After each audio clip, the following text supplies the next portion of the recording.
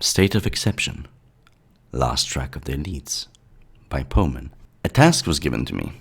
Help a specific demographic of people to create a positive change. What was needed to be answered is how does one make this positive change? There are many approaches to this, but the most effective one is going directly to the source that affects the demographic's culture. The source is deemed to be the elite of the group, elite being the one who spur overreaching cultural change within the demographic. Therefore, coordinate with the elite population of the demographic will maximize the scope of the necessary positive changes. There are three class types in the elite population, and each has a different role to play for the representative cultures. First, the political elite is the one who are part of the governing body, and they play a more direct role in the needs of the people based on policy, social change, and political influence. This class of elites do not have to be in direct government position to be a political elite, but they are significant players and voices within the political system. Second, the intelligentsia is the academic ideas and the elite group that focuses on fine arts. This gives the demographic a chance to compete in the market of ideas and create an identity based around aesthetics for the demographic and the representative elite groups. Finally, we have the business elite, both wealthy and successful traders or entrepreneurs. These are the pioneers of the capital market, and they will generate wealth within the group. For Western nations, every nation or demographic needs a functional part of the elite class to survive and thrive in the current global world. If, for any reason, the elite groups fail, then the demographics will suffer. If there's a threat in place, then they could see themselves losing the population's influence. There's an array of catastrophes within the elite that works into the surplus and these elite classes' deficits. Most Western groups from a feudalist tradition have these three class archetypes, but every demographic has a concept of an elite in different forms. Regardless of the numbers of elite archetypes and classes, one of the most crucial elite collapse factors is coordination and cooperation between other elite classes. A lack of coordination and cooperation within elite groups will create an incorrect representation of the people. If there's even a threat of miscommunication or lack thereof, any class of the elites will often fail to fight against any collapse. Another concern that affects elite classes is if there is a massive surplus or a deficit of elites. A surplus creates an overly competitive foundation amongst with no clear sense of cultural alignment. If the elite is in a deficit, then the representative population often try to outsource for new elite classes to represent them. The demographic I was tasked with assisting were the Boers of South Africa.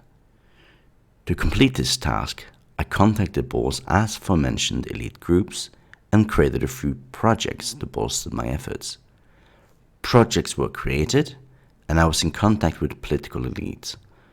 But I started to see a larger problem that makes it next to impossible to complete any of the planned projects. The Boer elite is ultimately weakened by influence, and communication is lacking among themselves. The political elite is relatively small, and they only communicate with other political elites, but not any of the other elite classes. Because of the small numbers, they're trying to outsource for an elite. The political elite has created a populistic propaganda campaign to try to obtain this help.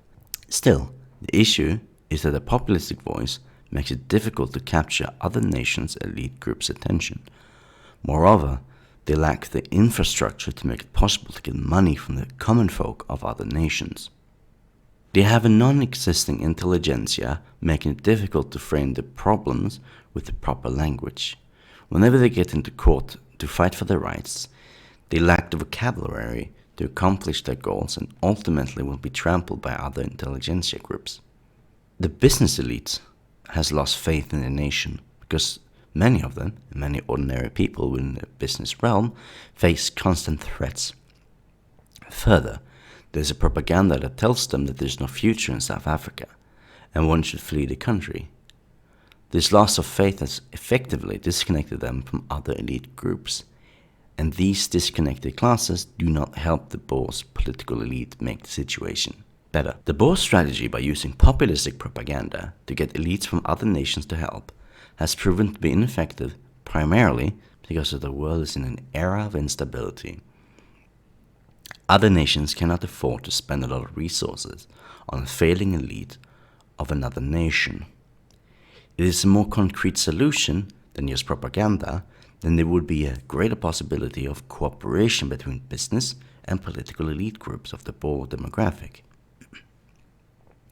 If they want to help their people, they need internal cooperation between elite classes.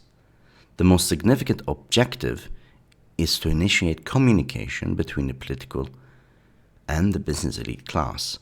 Otherwise, any project created will inevitably fail. With a larger number of resources, they can outsource for the intelligentsia class to help them make a new language to battle the enemies they're facing. If one questions whether this works, then notice how Boer oppositions are flourishing. They have a highly competitive political class that are strong global players.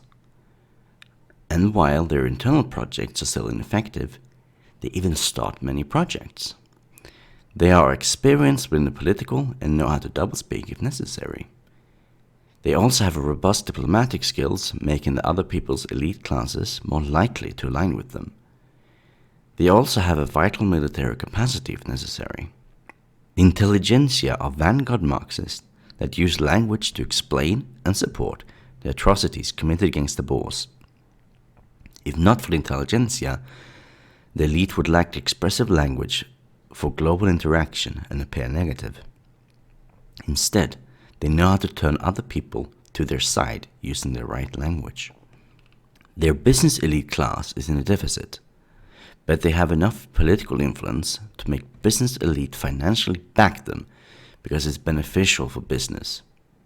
However, the business class would stop backing the political class if not for the democratic majority. Still, they get the funding they need, and they aid many business elites to make sure the nation's political elite and intelligentsia remain in power. So, many projects with the Boers is nearly impossible to complete because they lack resources. The Boers must increase cooperation between elite classes, need to stop wasting resources on populistic propaganda, create a new propaganda utilizing hopeful language, and introduce preliminary plans to improve their circumstances. Suppose they want to continue the populistic propaganda. In that case, they need infrastructure to obtain resources from that populistic tactic that would influence the business elite to help other elite classes within the demographic. To gain an intelligentsia, they can outsource according to their needs, but plentiful resources need to be in the disposal to initiate this. With the current language the Boers are using in their media coverage and propaganda, the task will fail.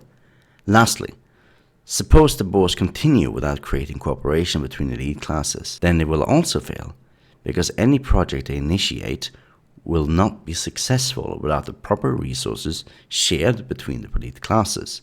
In these circumstances, the Boers will flee South Africa.